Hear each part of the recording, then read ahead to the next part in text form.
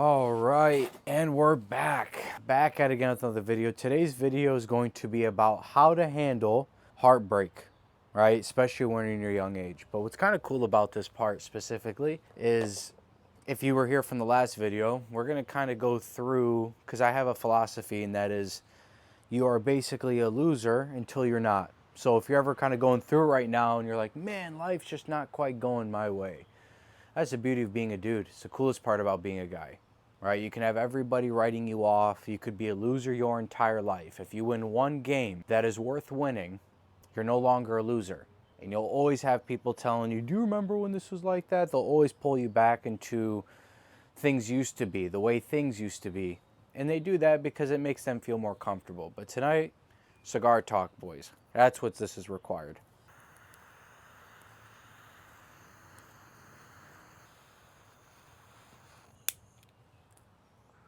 That should do.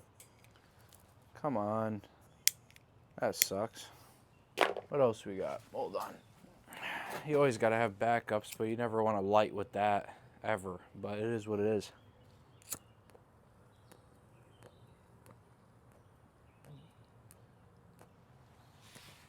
So what I'm planning on doing is basically going to tell you guys a story from what I would say is probably the first real difficulty I went through in my life, all the way to today, present day. So we're going to take it back probably about 15 years ago, let's say.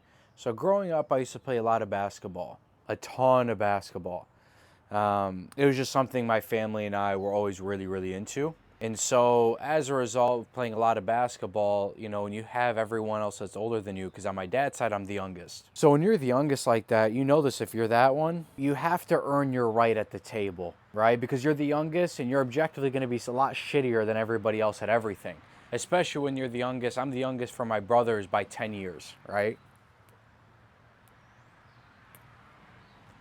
And so as a result, I actually got really good at basketball at a very young age because I had to almost speed it up. I didn't want to be always the lacking factor, you know? So my brothers, you know, they would always like be super into my basketball seasons and stuff, and my parents and even my cousins. And so as a result, I got to a point where I actually hated basketball more than anything.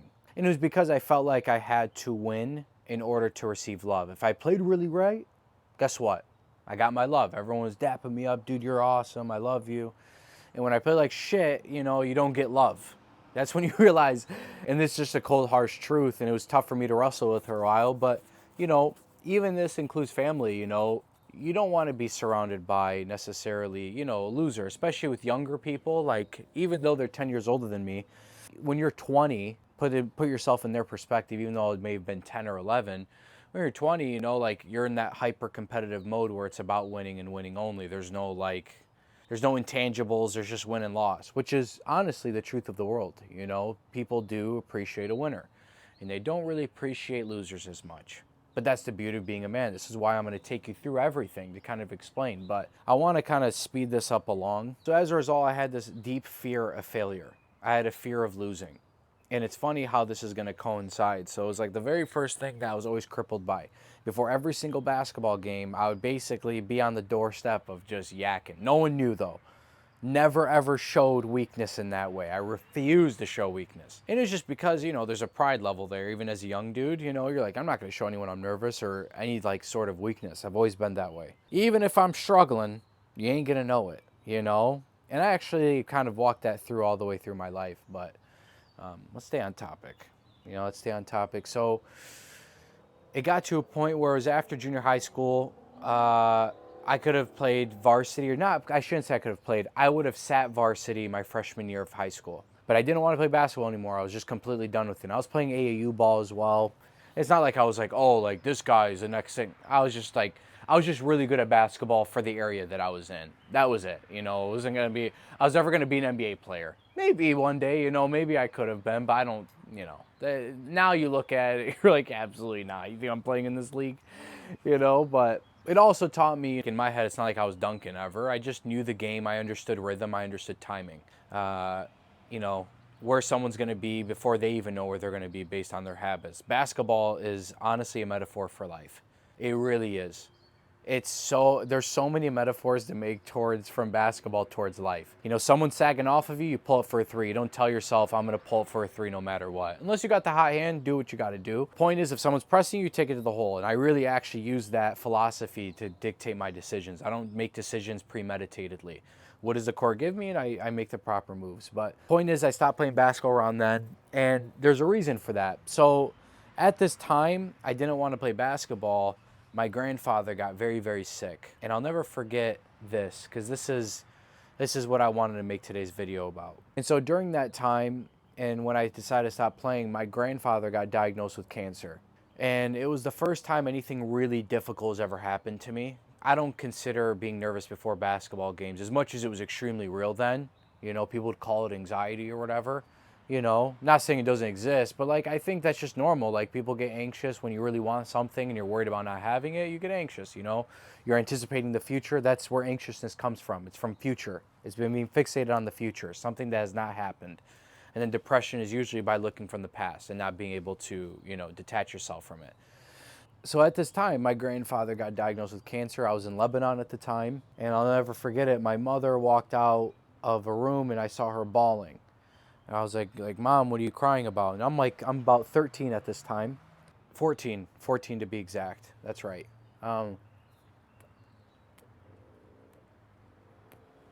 And she was like, I'll tell you later. Like, don't worry, everything's fine. And then she ends up telling me later. Obviously, I bawl my eyes out because my grandfather, and this is a fun fact for you guys, that was my hero. To this day, my grandfather is the button that I press on that almost gives me an infinite amount of fuel. His loss to this day still holds very, you know, it cuts deep. And it's just like anything else. It's like, you know, it's your first, like, even when it comes to guys talking about like their first relationship with a chick. My first heartbreak was my grandfather passing away. That was the very first heartbreak I ever experienced. You know, a lot of people, usually most dudes, it's like some girl broke their heart. No, I mean, nothing will ever break my heart the way it was when I watched my grandfather, who's honestly my second father, and, you know, a hero of mine, you know, when he passed. And so through that time, he had cancer, and, you know, I'd see him in the hospital all the way up until, but what I noticed is everybody was really struggling with him going, because we all knew what was going to happen. And so up until the moment he passes, I'll never forget it. I wish I would have given him my last words, but I was so worried about everybody else, not harming people's senses, and I didn't want to overstep any boundaries. And so I put myself on the back burner, even for when I was 14. Even though I'm the youngest in my family on my dad's side, that was just something for me I felt like I needed to do. I never wanted to overstep. I never wanted to necessarily care for attention in that way. And it's weird because I think most youngest have the opposite thing, where they're just used to all the attention. But for me, especially at that time, I wanted to absolve myself of it. My goal was to make sure, like, if I saw, you know, a family member crying in the kitchen, I would just go and talk to them to get their mind off of it. And it's actually where I learned humor, was through this time. And he passes away. And to be honest with you, our family was a little bit, you know, fractured at that point. And it's just because everyone on a visceral point was fractured. He was a very important part of our lives. Everyone felt extremely special character. There's very few amount of people, if you're lucky to meet like that. He had that presence to him where, you know, it's 15 years later and I'm still talking about it, you know. But one thing I'll tell you is through that time I became a recluse. And I didn't really want to see anyone aside from close amount of friends I had. Didn't really want to talk to anybody. I spent a lot of time more in just hanging around people I was super comfortable with. And after that point, I'd always notice my dad would get sad, and I wasn't ever used to seeing him sad. And so that's when I started just coming up with humor. That's how I learned, you know, a lot of the stupid little things I say that you're like, is he serious? Like, it's just, those are like subtle pieces of humor. It makes people feel a lot more comfortable. And there's different humor for different type of things, right? Locker room talk is different than being in a family dinner. You know, those type of jokes are like even giving a wedding speech, which I've never done before. It kind of sounds fun to do. But regardless, I will never forget that in my life, that moment, mainly because I actually think it changed the trajectory of everything that ever happened from then. And I realized that in my head, I didn't know how to handle loss. through that whole time. Keep in mind, I brought up the basketball thing on purpose. And you guys know me with my videos. It's not like I'm premeditating everything. But in my head, I'm like, do I really want to bring this up? And yeah, and it's because I was scared of losing. People think losing in a basketball game and losing someone is different things, but they're not. And it's because you have a control problem. And when you're forced to say goodbye, or you're forced to come to terms with the fact that you might not be good enough, what it is you need control over narrative. And what I can tell you is I take my grandfather to this day with me in my work, how much I apply myself. And there was a while where I forgot that. And it's because as you grow up with that, you tend to lose yourself a little bit. That's just the truth of it. You tend to lose yourself. And it's because you lost someone so near and dear to you that there really is no way around that thought. And I can't quite tell you what it's like to lose basically a dad at 14, who was pretty much a dad to me at 14. Those of you that have lost someone, and it's weirder because I've heard people talk about this when they lose a loved one like at 6. It is a little bit different than at 14 because you're just kind of going through puberty and shit's shifting. You know, you're starting to get hair in certain areas. You know what I'm saying? Like, think about that, boys. Like, when you're turning 13, 14, like, shit's changing. My voice is kind of like adjusting. Like, what the fuck is going on? So it's an extremely impressionable period on you. And when something that big happens, to be honest with you, the biggest regret I have, and it's not even a regret because it's out of my control, I wish he got to see the man I became today. And I'm not saying I'm there, but like I'm on the road, you know? Like, it's not like it's been smooth since he's passed. Most of it I was fucking up more than I was doing good. But man, what I would do to just have him see me now, because I think he has the same playbook that I play from. And it's not like I purposely seeked it out, but I really do look at it as one of those things, you know, like he had my playbook. And out of anyone I wish I could have reached out to for guidance over my life, he's definitely the one I would have asked questions to. And I have family, I have brothers that I get to do this stuff with, but it's different with someone who's lived a full life.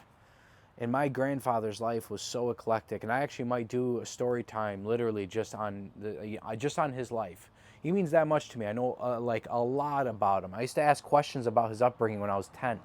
I was always that kid. I was just always so interested in that stuff, and mainly because he meant so much to me, you know?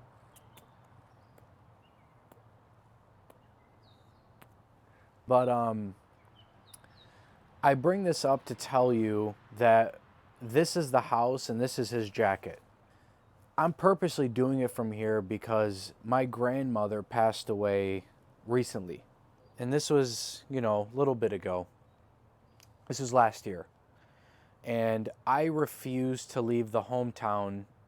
And by the way, I'll link that video down below why I refused to leave my hometown, you know, till later. And this had a huge part to do with it. You know, my grandmother she fell and she ended up everyone knows that when a grandparent is getting older, typically a fall starts a domino effect of everything that kind of goes bad. It's just how it works, you know, you see it a lot. But when she fell, I was planning on leaving, and I purposely stayed the extra time, even though it was longer than I was expecting, you know. But I can tell you that when my grandfather passed versus when my grandmother passed, and both of them mean everything to me. And I can say that I hope I raise, you know, if I ever have girls in my life, I hope that they resemble my grandmother. And if I have boys, and I can honestly say I hope they resemble my grandfather. In addition to other people, like everyone else in my family, but these are the type of characters we're talking about. And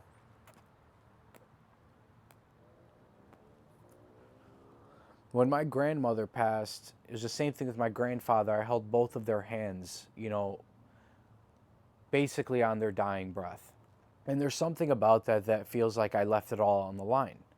And you guys know how I feel about that. I think that's why I'm so that way. I'm so all in or all out. And I leave everything I can on the line. I give everything I got to everything that I do.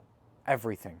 And it's just because I've never regretted it. And I think there has a lot to do with that period of my life. And I can tell you that after my grandfather passed versus after my grandmother passing, the work that I did that got me to the point where when my grandmother passed away, I have zero regrets. I don't have anything in my head that I'm like, man, like I wish I would have, if I would have done this, I wish she got to see. She saw it. That to me is all I could have ever possibly asked for. But it was because of my grandfather passing and the road that I had to travel to get to that point by the time my grandmother passed away. That's the reason why I was able to say, Allahu Alam.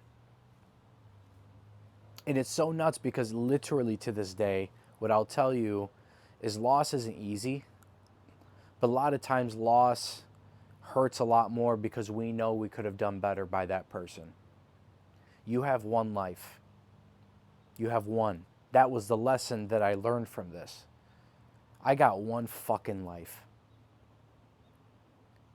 And I'll be damned if I go to my deathbed saying, man, if I would have, man, I wish I would have tried a little bit harder. I wish I would have gone for this opportunity. There is no opportunity.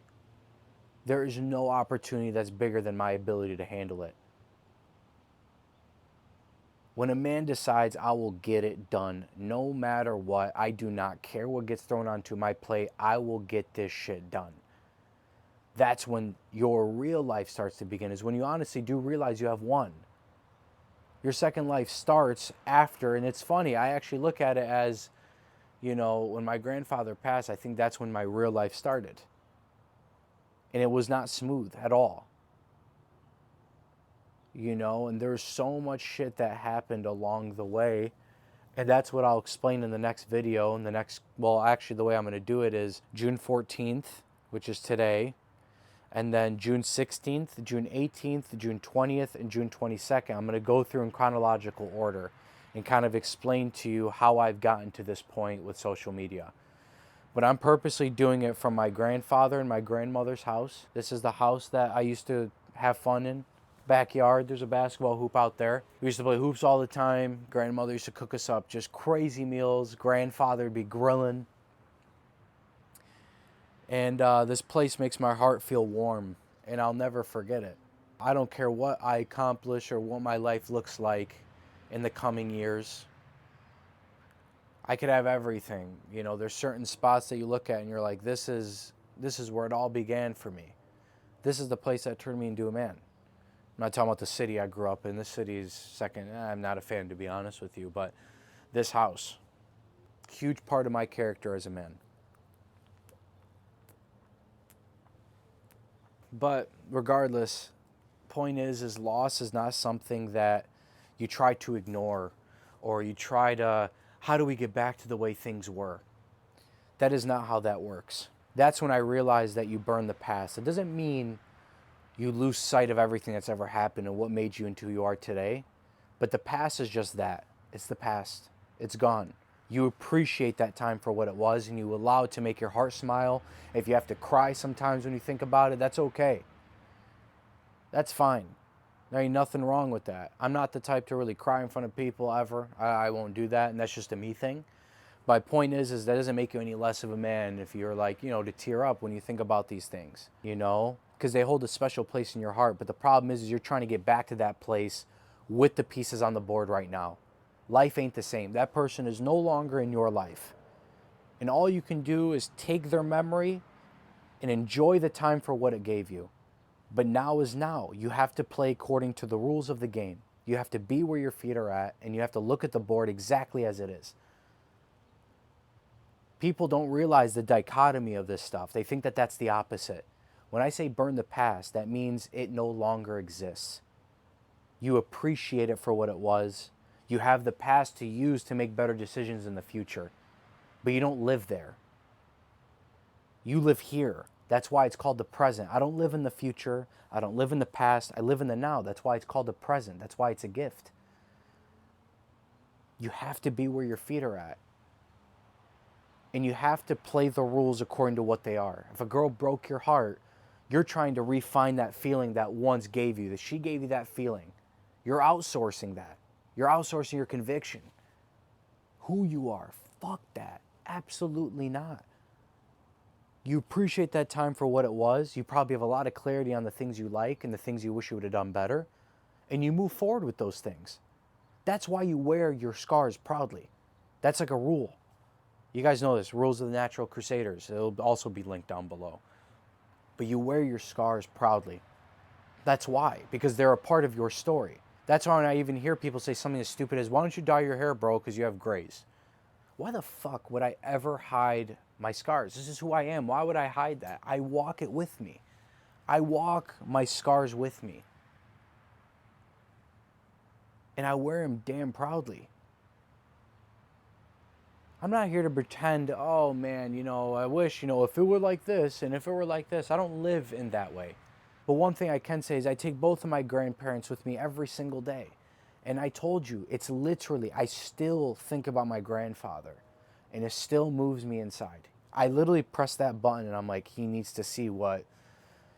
He has to see me for what I am. And I have to prove that out to be true. And I'll be damned if I don't leave it all on the line and make everything that I know can happen will happen. This is why I'm building Crusadia. This is why I'm doing this entire series. To explain to you how I came up to finding Crusadia.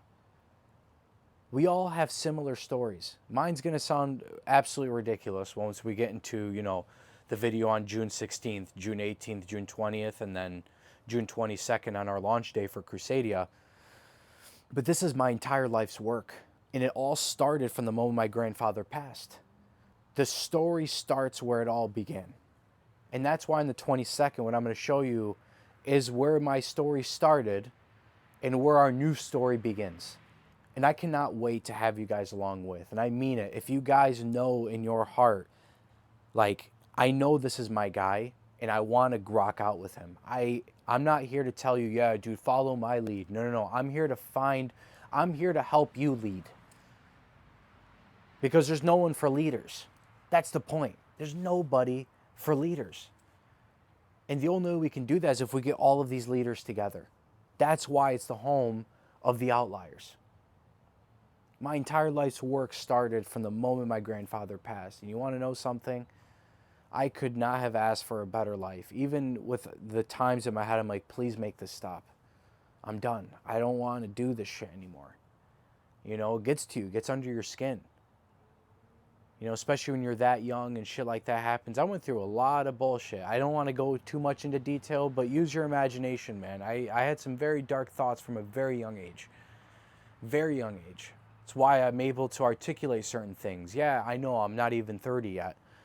But I'm able to articulate things that people that are much older than me can't. Because I have so much time in the game that is so intense. And that's just because it's just part of my genetics.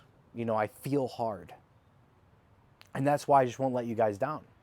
I won't let anyone down that's in my life. I refuse to. I'm going to give everything I got. I'm going to make sure that there is not anything I could have done to where it's like, I lacked effort here. That's exactly what we're here to build with Crusadia. And I can't wait to tell you the rest of the story. But if it's something you guys are interested in, I mean it. There's the waitlist down below. The waitlist gives you a free initiation guide. You're going to have priority pricing for first-time citizens. And then in addition, those people that sign up are going to be given real business opportunity in the online space, to help you out. What we're going to build from here is going to be quite nuts. I'm telling you this from now. And so for those of you that might be on the edge, if you want to be at the ground level of something, trust me, you guys know how I am. I just started on YouTube a year ago, maybe. We're already starting to chug. And we're just getting started. We're going to be one of the biggest by far. Crusadia is going to be the thing that people look at and they're like, I should have thought of that. And the only reason I thought about it is because I wear my damn heart on my sleeve. And I care way too damn much about everybody. Versus me trying to tell myself, because yeah, I've been hurt because I care too much and I may be too kind with people and overly giving, but it's always the people that give that have everything they've ever wanted. It's the people that care to extract and what do I get out of it? Only care about themselves, self-centered, that typically don't have the life you want to live or any character attributes that you look at and be like, oh, I'd like to resemble that. But anyways, I appreciate watching this video. Hope this is well worth your time. I will see you on the next video. I love you guys very much.